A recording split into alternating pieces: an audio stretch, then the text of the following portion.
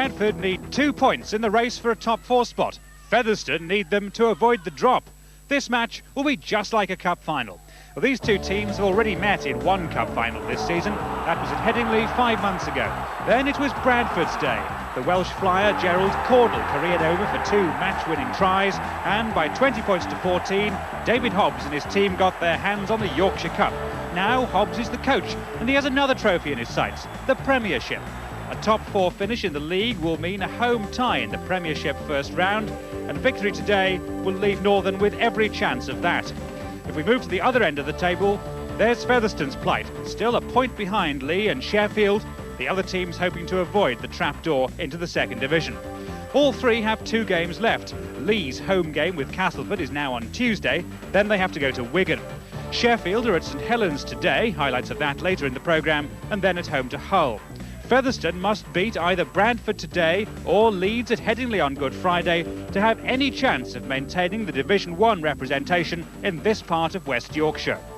In this area, Wakefield, Castleford and Featherstone should all be in the first division, and we get some good local derbies, and I think the rugby in this area deserves it.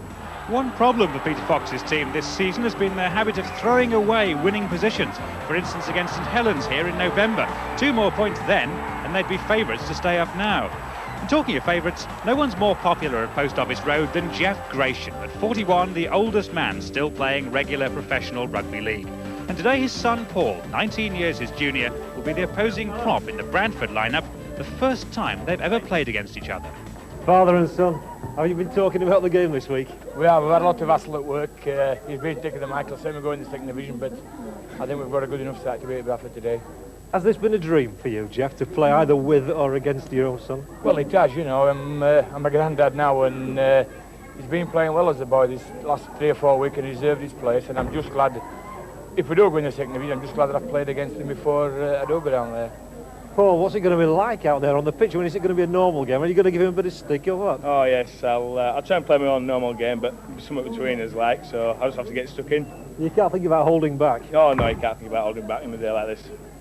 Check on the teams for you. Featherstone bring the former Bradford man Richard Davis into the centre, and Andy Fisher's in at loose forward after 9 games as substitute. For Northern, Craig Richards comes into the second row, and Paul Medley switches to loose forward. This because Kelvin Skerritt, playing for Great Britain, was injured yesterday. Gerald Caudle came through that defeat against France unhurt, except perhaps for his pride. Well, coming later, as well as St Helens versus Sheffield, there's your chance to win a VIP day out at the Premiership final in our try of the season competition. Your commentators here at Post Office Road, David Watkins and John Held. It's the most important match of the season for Featherstone Rovers. Defeat today would almost certainly consign them to second division rugby league next season, something nobody here at Post Office Road wants. So David, no doubt about it, those home defeats by Salford, Lee and Barrow could prove costly in the final analysis for Featherstone. They can, because they really were doing well mid-season. They had that fine run of wins, and to suddenly see it all go wrong must be very worrying for Peter Fox. And as you rightly said, they don't want to get back into the second division, so today's game is crucial.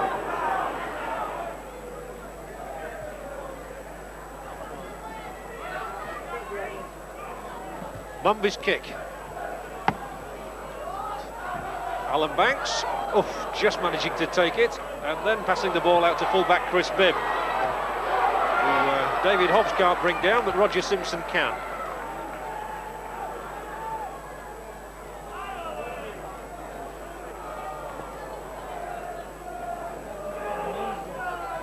So Featherstone coming down the hill in this first half, and the first touch of the ball for Gratian.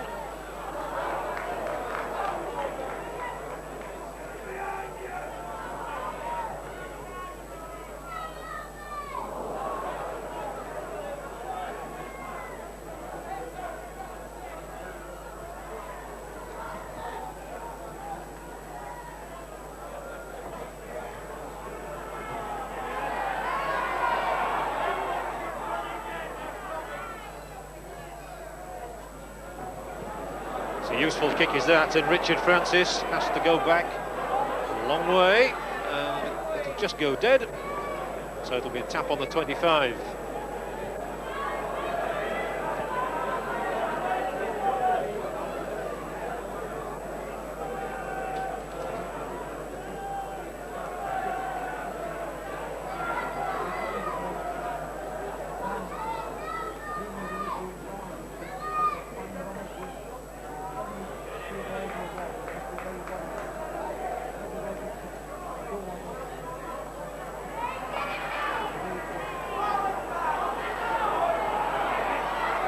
windy at Post Office Road, although it's a lovely afternoon here, lovely sunshine, very bright, slightly nippy, to say the least.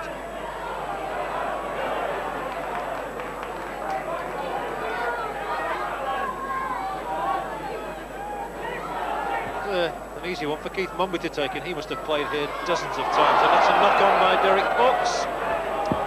So even the best players can be a little bit nervous, and Derek Fox, player of the season here, as he always seems to be at Featherstone Rovers, showing maybe a sign of nerves there. I think they have to be, because it is a crucial game, and he knows more than anybody else the pressures that they're under this afternoon to win in front of their home crowd.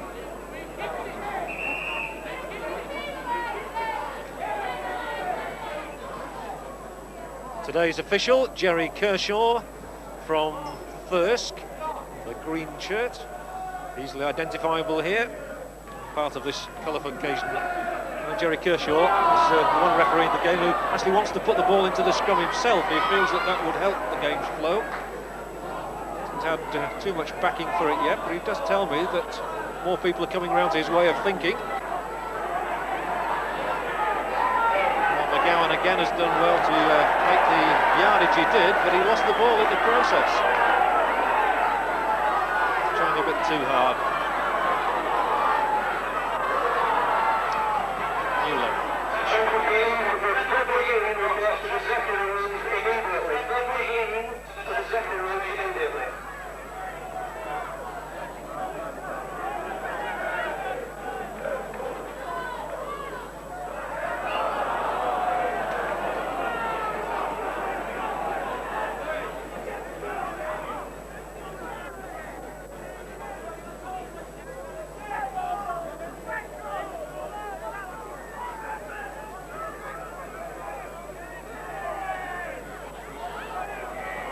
Bradford really have had a hoodoo sign over Featherstone in recent meetings.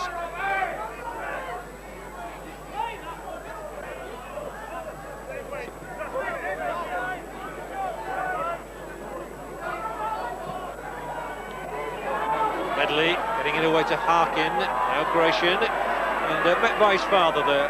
So father and son coming face to face. Everything revolves around Harkin, and that's a good ball slipped to Richards. Now Marchant comes onto it.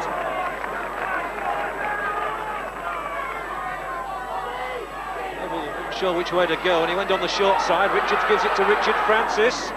Only about 5 yards out. Francis, who's enjoyed his best try-scoring season for Northern. Harkin, Hobbs puts the little grubber kick through, disappointingly as well. Nobody had a hope of catching that one. No, there was very little pattern. Both sides at the moment are making hard work of anything they're doing, and that kick ahead most certainly wasn't for anybody to get close to it. That's all it did really, was give Featherstone a new start to the game.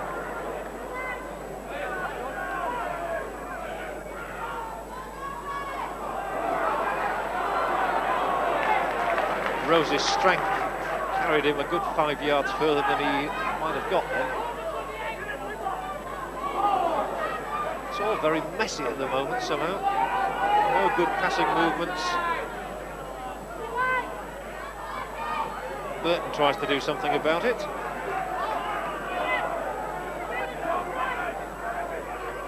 This is the man that Featherstone always looked to, Fox. It's a good kick from him. But they do know the importance of the occasion, and it's bound to have got through to them. Well, yes, it is. They don't want to see themselves again in the second division next year. As you rightly say, Bradford are only worried about what position they can finish in the top 8. But really, Featherstone have really got to start working hard. They must realise now that it is important. They've got to get points on the board playing down to the Rovers. Oh, the ball has sprung one against the head. Now this does give Featherstone a chance, a good chance as well, as the ball is reversed inside here for Newland. So they've 5 more tackles, and they really ought to make something of this. Manning, who was a target for Bradford earlier in the season, he eventually left Keighley for Post Office Road. Trevor Clark, Fox, Fisher, Ranger loose forward. He got a couple of tries against St Helens when we were here earlier in the season. Fox again. 3 is Richard Davis, former Bradford Northern player. Chris Bibb looking to get up in the line, but the ball went the wrong way for him. Still there are chances. Gary Rose now, taken by Hobbs, by Medley. Last tackle. So Featherstone, the little chip through. That's right, I think they're afraid to get caught in possession on the 6th play the ball. I can understand that because of the handover, but some of the kicks have been totally aimless and haven't given players in their side any chance at all of getting up with it.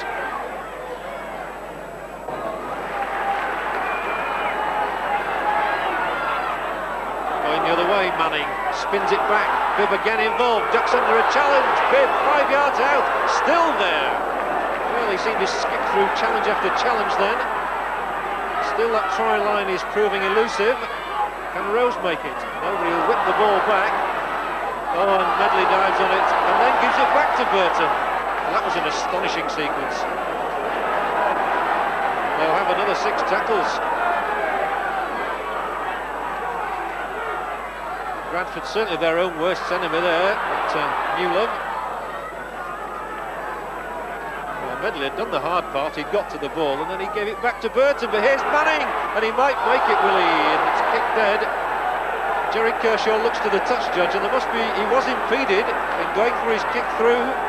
Manning kicked ahead and a penalty is awarded to Featherstone. He might have been looking for a penalty try. Yes, I think he was in that circumstance. I think he was very unfortunate because he definitely put the ball ahead and he was knocked as he followed it up, which gave him little or no chance of ever getting to it. Again, they rely on Fox, and the next surging run is by Smales.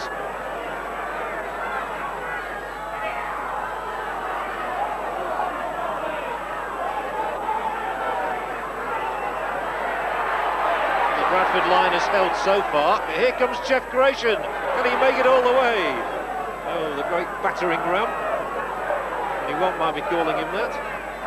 Held short. Oh, there must be a try for Featherstone, surely, if they can get this ball away. Manning again, and Bradford continue to hold them, but Newlove makes it over in the corner, and the referee looks and points, and Newlove has the first try of the match for Featherstone. Paul Newlove, 21 tries, and that could be very, very important. Well, Bradford have contributed to their own downfall here. They've done very little at all. They held back the tackler. There's 3 men in there.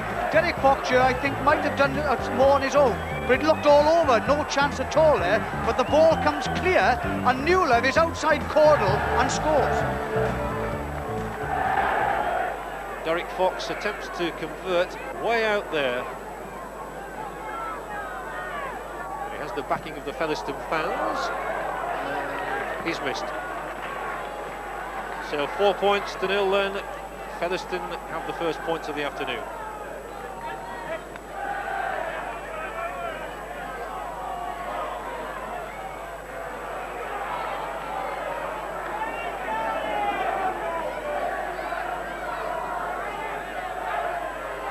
Fox to Gratian.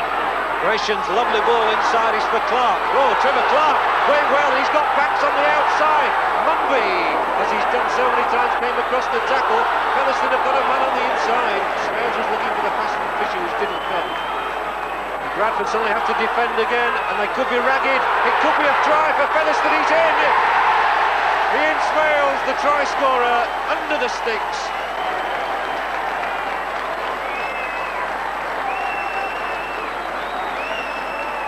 Ian Smales is the man to dive over for his 10th try of the season. Well, they really came well. They've come the length of the field to get into this position here, and this really was good running. He wasn't held in the tackle. Smales went over under the post.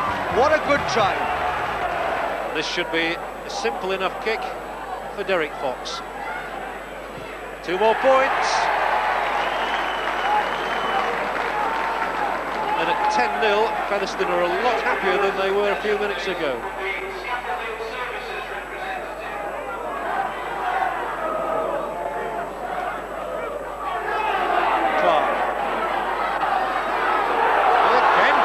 Showing his paces. Well, he might be in the closing stages of his rugby league career, Trevor Clark, but he's a sprightly enough runner still.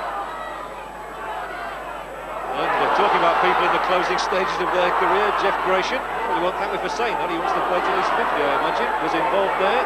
So is one of the new breed for Newlove. Well, this is a better performance now by Featherstone. They're moving the ball around, and as you rightly said, Trevor Clark has made 1 or 2 lovely runs, and Caudle, that's all he's done in that attempt to catch in that pass, was giving it back to Featherstone for 6 more play the balls. And another try before half-time really would set Featherstone up for a second half tilt, and they might get one as well. Fisher's here now. Again, Rose plunged well in that attack. Fox. Smales.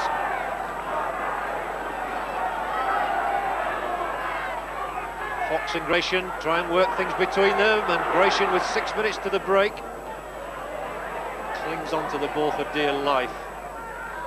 Clark, chances now, Manning, and Newlev is strong. Not strong enough though to get over this time. He really has lifted them. It certainly is a spirited performance now by Featherstone. They are really playing. I think they've realised that Bradford have done most things and haven't come up with the goods, and they suddenly realise themselves that this game is there for the taking, and they're starting certainly to run the ball about and making inroads into the Bradford defence, who seem to be all over the place. They do have the ball with Roger Simpson. They haven't got the ball now. It will be a scrum. Simpson looked as though he might be hurt in that. Picking himself up rather groggily.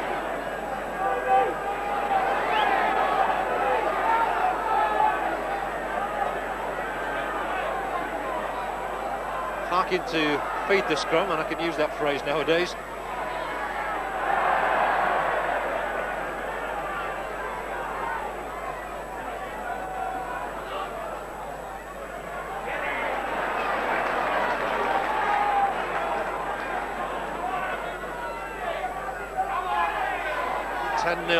Featherstone Rovers in the lead.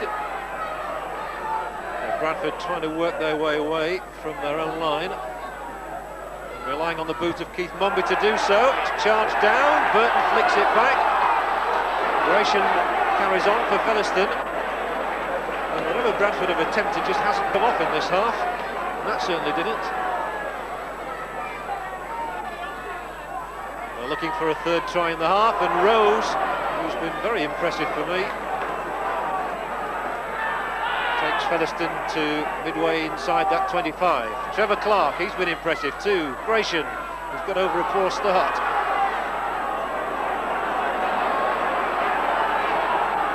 About 3 tackles to go. First man in is Burton.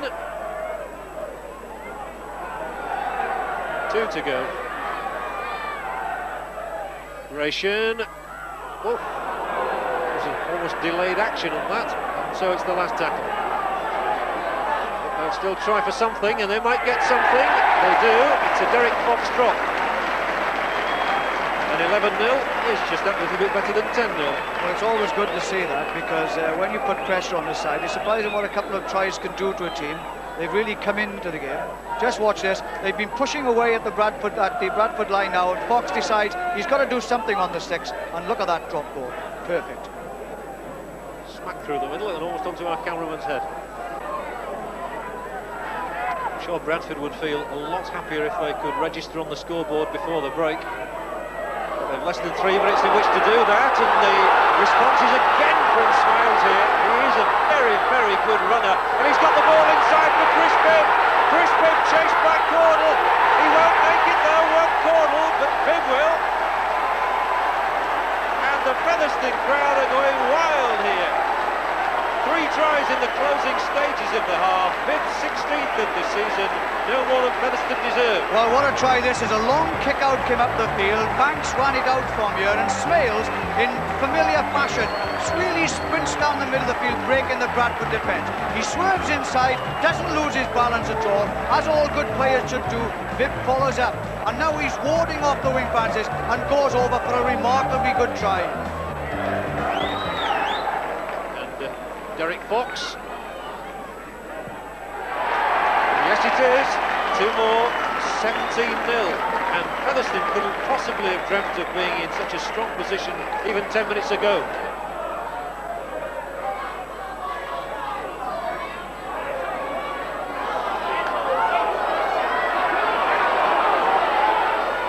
And they continue to move the ball around. Now then, Richard Davis tries to go through the middle. tackling better that time. Ox, Gratian, the ball whizzing through the hands. Clark back inside Newlove. And what an end to the half. 17 points to nil it is then. Featherstone are in the lead, and I wonder how the mother of Paul Gratian and the wife of Jeff Gratian thinks about that first half, and I wonder who she's supporting today. Sue Gratian is down on the touchline with me. Sue, what have you made of that first half? Oh, brilliant. Well, 17-2 at half-time is just what we need, Featherstone. We need these 2 points desperately. I feel Paul, my son on Bradford side, is doing enough to keep on the side, and it's just great. Not any awkward moments where the two have gone crashing into each other? Not yet, no.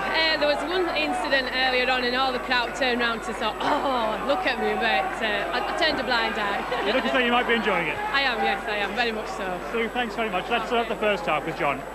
It's a good job. Sue loves rugby league as much as everybody else in the family. There we are, 17-0 then. Tries from Paul Newlove, from Ian Smales and from Chris Bibb to go with those couple of goals, and a drop from Derek Fox. All the scoring has been Featherstone's, but we'll be right back with the second half after the break. 98 40 40 40. It's fun on the line 24 hours a day. Remember the number 0898 40 40 40.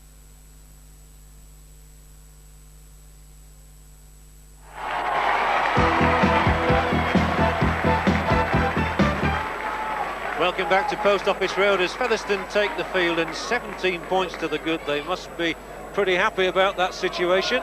Well, Peter Fox generally has plenty to say to his team in the dressing room. I imagine he's just said to them, keep going, keep playing like that, lads, and the 2 points will be ours. Peter's down on the touchline with Nick. Peter, if I'd offered you 17 points to nil at half-time, you'd have accepted that, wouldn't you? I would have certainly accepted that. Yes, the lads have played very well. We've played some good rugby. And if we win this one, which we've got to fight still hard in the next 40 minutes, to hold them out and then do some more rugby, play some more rugby of our own. You know, I don't think it's quite enough to be sat back and say we're satisfied. So you'll have them keep going, keep scoring points? We've got to keep going and score some more points, because we're sure that they'll score some this half. So we have to score some more ourselves. Thanks very much indeed.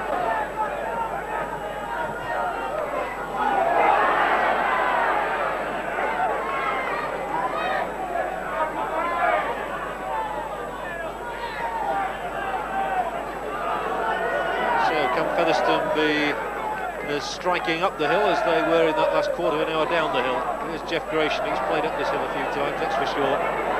In both colours.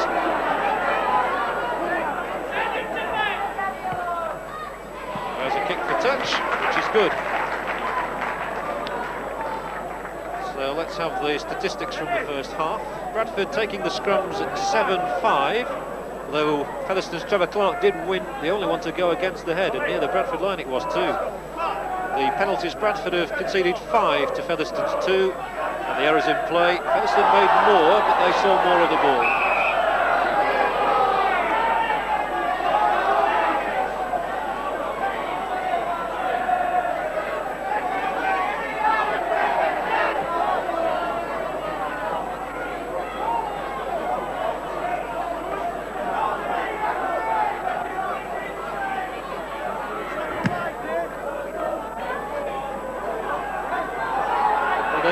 David Hobbs had plenty of words to say to his team in the dressing room. Well, I was only thinking that myself. It must have been contrasting really from one dressing room to the other. Fox obviously telling his players to keep going that way, and really David Hobbs having a hard task in trying to convince people that they really have to step up a gear if they want to make any inroads at all into this game this afternoon. Paul Gratian might be hurt too here, I think he is, and Jeff Gratian is there with him, so father and son. Father's up. He's all right, and I'm sure he's inquiring about the health of his son. Bradford were thinking of bringing on Henderson Gill anyway, but it's unusual for an opponent to have to worry about the opposite number. That's right, really. It was a crunching tackle, and it just goes to show that there was nothing, no bars were held in that situation. But he is down there now, and Ronnie Barrett is on there, one of the top physios in the game, having you looked at it. And I'm sure he'll give him the right sort of advice as to whether or not he should stay on the field or come off. The first nervous moment for Sue Gratian in the crowd as well.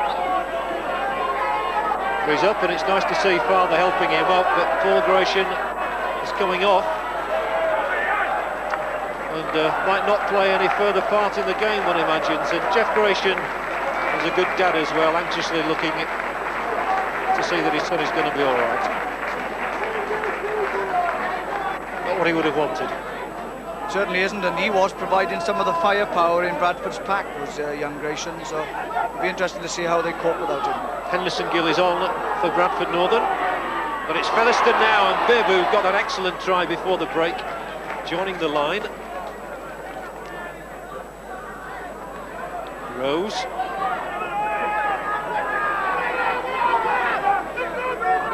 Clark, who's run really well, and now Fox.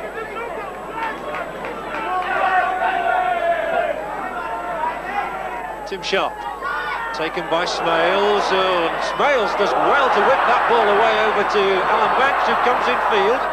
Bradford are being stretched again. Sharp showing it and not giving it to Rose. But the handling really excellent there. And here's Rose once more. He's had a storming game in the front row. Last tackle, could be another Fox drop goal. He's got the space for it, and he's going to have a go for it, and he's going to score with it.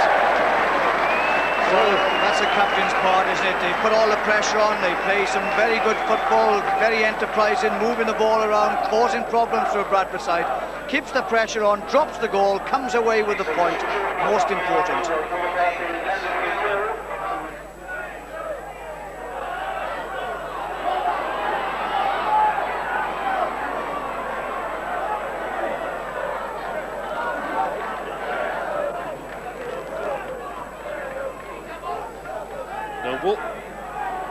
Vaughan gets it away for Marchant. Now he's got support here, Fairbank, and if he can get past Bibb's challenge, he'll get it away for Marchant again. Has to spin it out right for Henderson Gill. Corner's outside him, he has to come back inside. Featherstone covering well. Medley now. They've suddenly got a bit fired up at Bradford. That's on the last tackle. They really need tries, and that's a long ball from Hobbs to Caudle, and Gerald Caudle must score, surely. Bradford are on the board.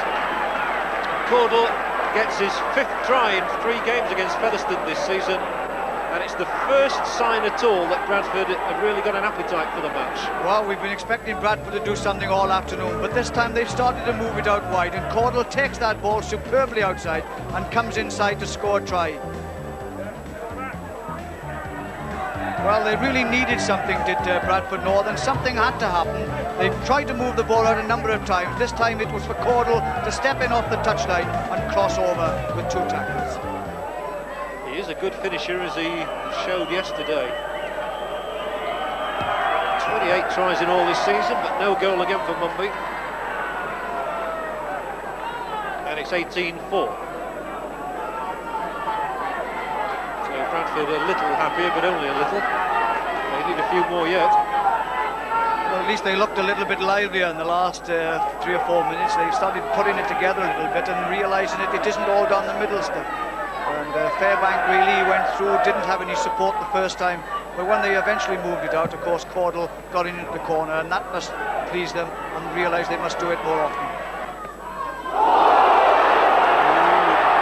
Kershaw must come over and takes on. Tony Marchant straight away explains that it wasn't an intentional thing. I think that he was running into him, and the penalty awarded. Just look at that. I mean, it was, but he did actually catch hold of the jersey, did Tony Marchant, and he really didn't hit him physically. It was just the jolt of snatching him back after he thought he was going through the gap. Referee Kershaw listened to what Marchant had to say, I think. I don't think he actually saw it from the position he was in either, too clearly. I think in those circumstances the referee has to be sensible as well. If a player does go down and he is obviously hurt with it, then that must be a sending off offence. I mean, if the offence is like we just saw then and he realises no danger with it. Well, the struggle here for Bradford, and Smales is going to make it! Smales, he's there! A second try for the second row forward. Oh, he deserves that grin.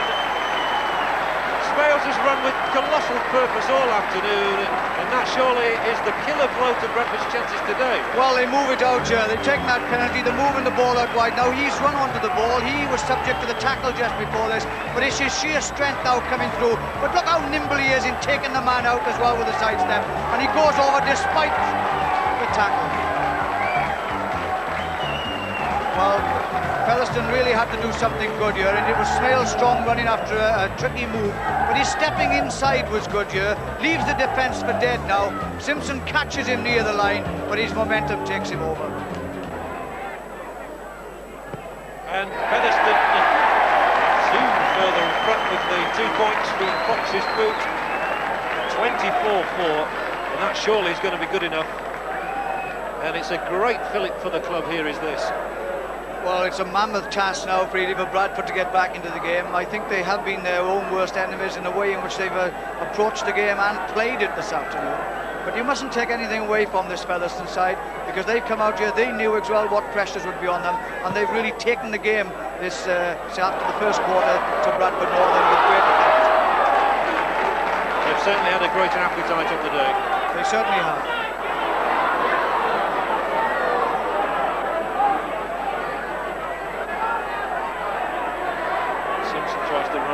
Torn, he's lost the ball, and what a time for Richard Davis to knock on. The try line was begging for him to go over. Well, I think he was more surprised than anybody else then, but that ball came loose and Derek Fox immediately moved it to the right, and that really was a sitter he missed then. He fumbled away with it. I mean, it really put down a scoring opportunity then. Bradford's ball.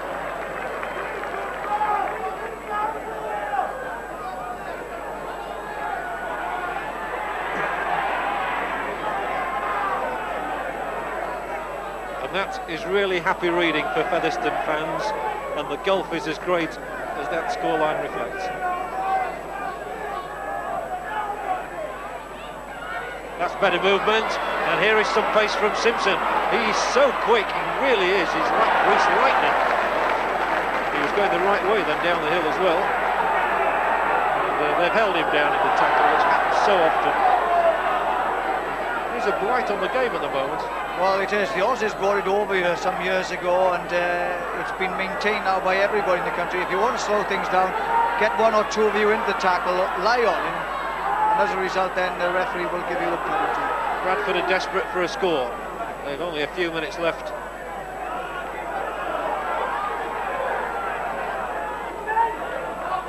Hobbs still trying to work that ball out. 10 minutes to go. They're 20 points behind. But Harkin tries to get Medley in, and he's there. Medley's in. A try for Bradford Northern. Paul Medley, the scorer. And that was a lovely ball delivered by Paul Harkin. Paul Medley's 12th score then, and a simple one. Well, you have to ask the question, why didn't they do it more often? As soon as they start moving it out wide, Medley, who has been full of running, hasn't been given many opportunities, really skates through the defence, makes it all look so easy.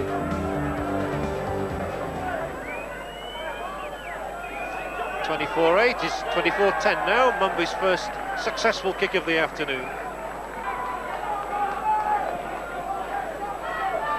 Well, we've said all afternoon, Bradford must move it wide if they want to do anything at all, and they do it again here. A lovely pass from Paul Harkin. Medley, full of running on the outside, skates through the defence.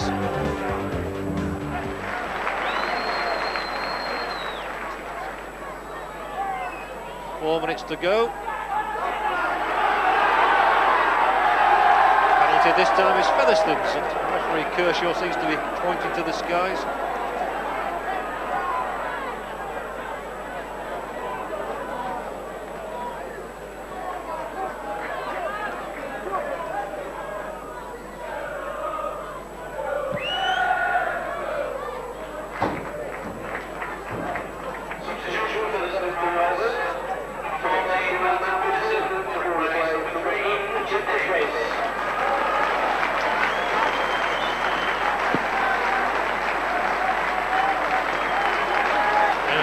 Substitute for Featherstone coming on is Martin Pearson, a youngster from Charleston who had a couple of first-team outings last season.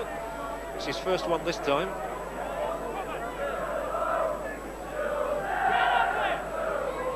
really hard-working performance from Featherstone, the sort that one expects from this club. It makes it all the more of a mystery how on earth they lost to Barrow in particular this season. The only team to have been beaten by Barrow all season. How did it happen? Fox keeps them ticking. Gratian gets the ball away to Manning. Lovely movement along the line. And it really would be the icing on the cake if Featherstone could get a 5th try.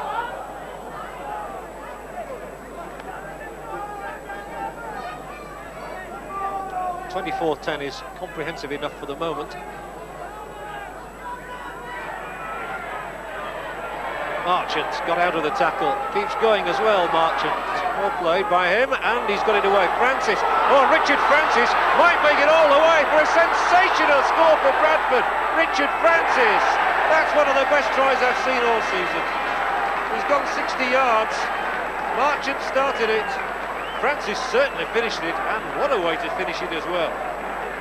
Well, Bradford, knowing that they haven't played as well as they can play, they haven't moved it out much at all, but first times and the times that they have moved it about, they've done something about it. Now it's Marchant that starts coming back in field. He starts pushing off defenders and then slips the ball to Johnson on the wing. Now just look at that, Francis. And Francis comes forward down the field, and that is really grace and style. Sheer speed takes him away from all the opposition. Half caught, but no doubt in the try. Splendid try, and the goal from Mumby makes it 24-16. I still think it's too late for Bradford to do much about the eventual outcome, but at least they've made it look a much more respectable scoreline. Well, we've said all along that they must move the ball out, and the times they do it, they've looked good.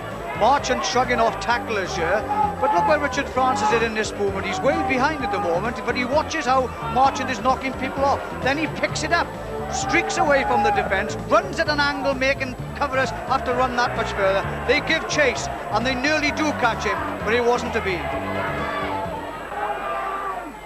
We're already in injury time. Featherstone 24, Bradford Northern 16.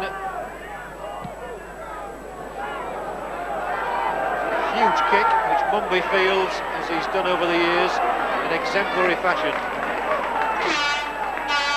So that's it, and 2 precious points indeed for Featherstone Rovers. They now have to wait the results of others, but at least for the moment they've overhauled Sheffield and they've overtaken Lee as well in that league table, and the Featherstone fans here will be hoping and praying that the 2 points they've picked up from the 24 points to 16 win over Bradford Northern will be enough to keep Featherstone in the First Division. They do have to play Leeds, of course, on Good Friday, a match we will be showing on Scrumdown, but today this was good enough. 24-16, tries from Newlove, 2 from Ian Smales and 1 from fullback Chris Bibb, along with those great efforts from Derek Fox, 3 goals and a couple of drops. Bradford came late with tries from Caudle, Medley and Francis, and a couple of goals from Keith Mumby, but they came too late. 24-16 then, and the man of the match is in the Featherstone Rovers dressing room, David Watkins. Well, the Stones Better Man of the Match award this afternoon goes to Gary Rose at number 10. He didn't figure in the scorers, but he did say before the game this afternoon, I don't want second division football. He certainly meant what he said, a forceful performance, strong running, good tackling and plenty of commitment, a justified award.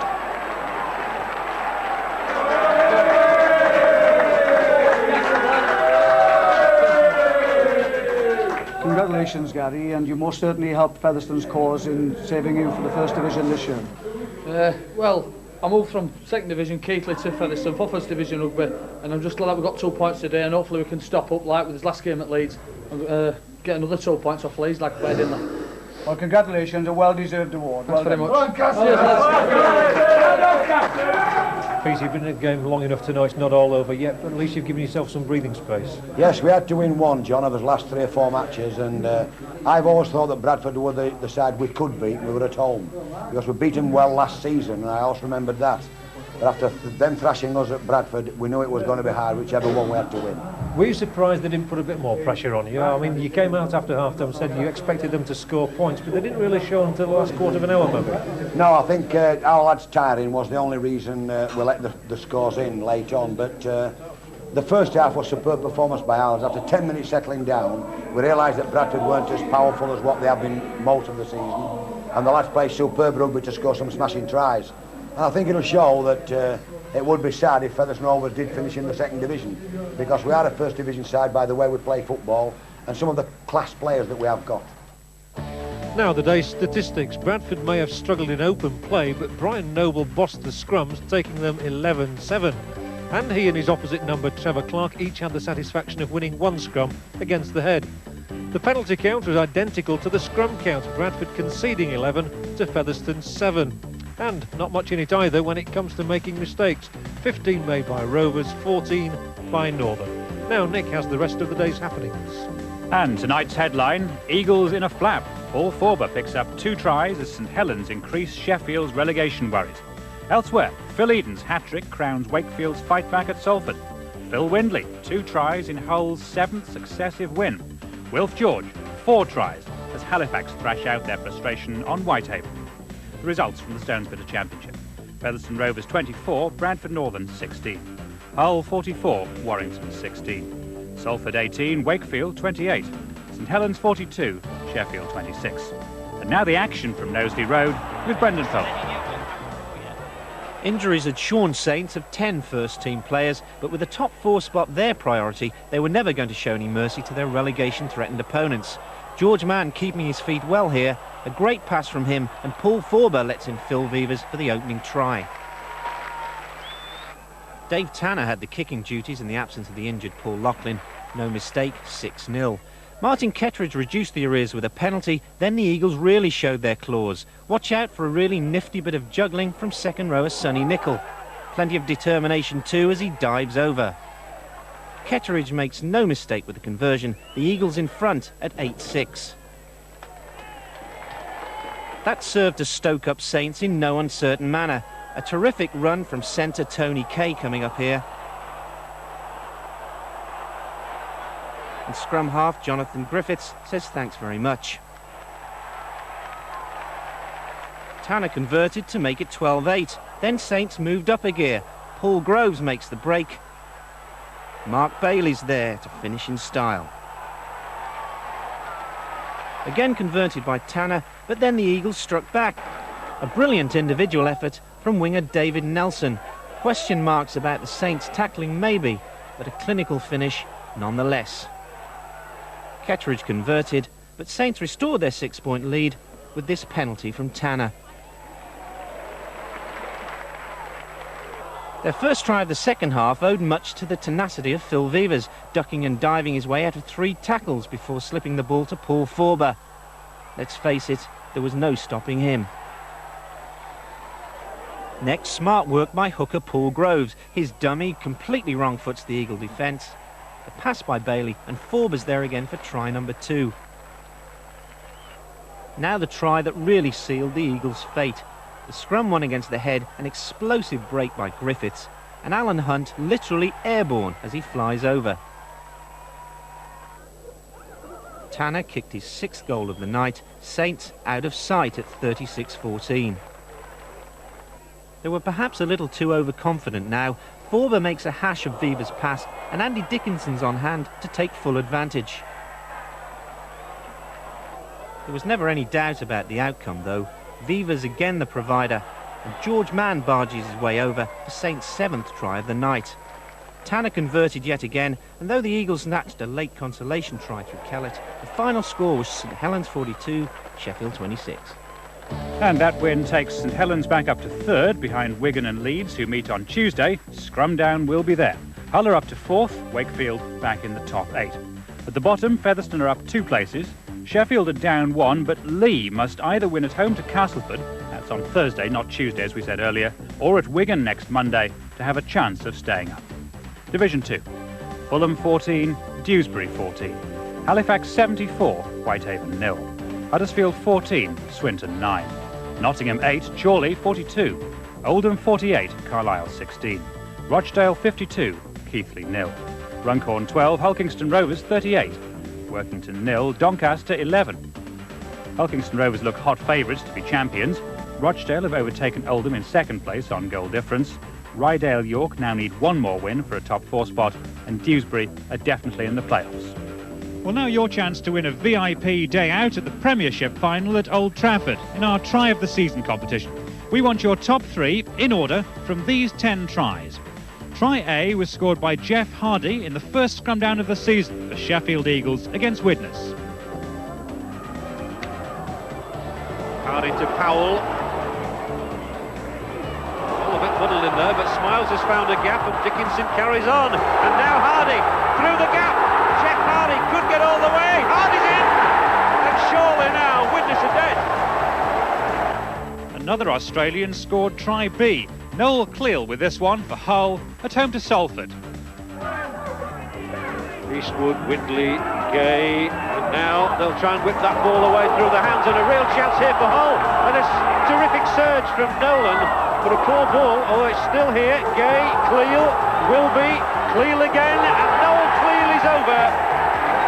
What a popular try for a very popular man. Now the other Humberside club, Hull Kingston Rovers, Greg Austin scored the try at home to Swinton. Niebling through the hands, Emma gets in away as well.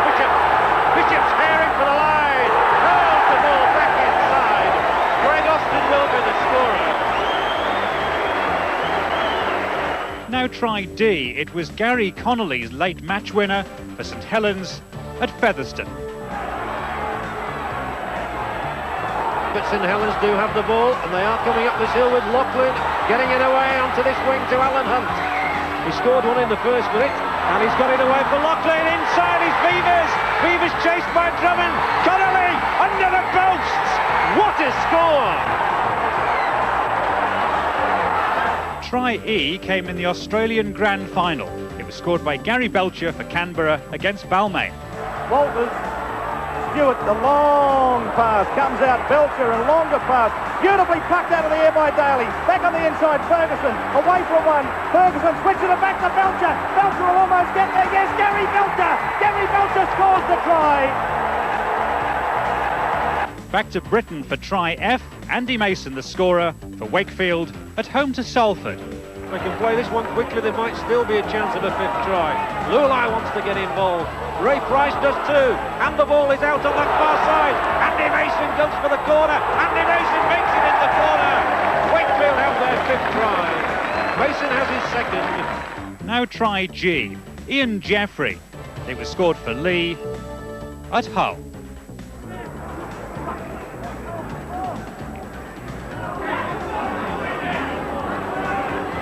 Case, Beardmore, Ruane. Well, they're throwing that ball around, and Jeffrey is dangerous. And Jeffrey has got past Windley, and Jeffrey's going to get all the way. Excellent score. What a fine try for Ian Jeffrey. He deserves it as well. Try H was scored by Gerald Caudle. It was scored for Bradford Northern against Leeds at Headingley. Some encouragement for Bradford, and sure Harkin will be doubly aware from this scrum. He doesn't make the same mistake and spreads it out for McGowan, and McGowan has support from Mumby. Mumby has it out for Caudle. Now Caudle's quick, and can he make that line? He's a yard short, he's over. To try for Gerald Caudle. The immediate reply from Bradford, and the look says it all. Martin Afire had to be in there somewhere. He got try I for Widnes at home to Hull. They were so much on top at one stage in the first half, you wouldn't have believed it possible. That ball is put down, and it's put down, and given to Afire. Oh, they won't stop him. Away he goes. Thank you very much, he says. And finally, try J, scored on April Fool's Day by John Bentley for Leeds at home to St Helens. We're in injury time in this half. Oh, and Bentley steams onto it. What a run from Bentley! Magnificent try! He's a hero now. Well, 10 heroes for you to choose from. Here they are again, a quick reminder. Try A was Jeff Hardy, B, Noel Cleal, C, Greg Austin, D, Gary Connolly, E, Gary Belcher, F, Andy Mason, G. Ian Jeffrey, H. Gerald Caudle, I. Martin Afire, and J. John Bentley. And we'd like your entry, please, on a postcard or a sealed envelope, and please just one entry per person. On one side, put your top tries in 1, 2, 3 order, plus, of course, your name and address. And we'd like your entries by the 12th of April. That's this Thursday. Here's the address to send them to. Scrumdown, Try of the Season competition, Yorkshire Television, Leeds, LS3 1JS. Don't forget your entries by the 12th of April. That's this Thursday, so you need to get cracking.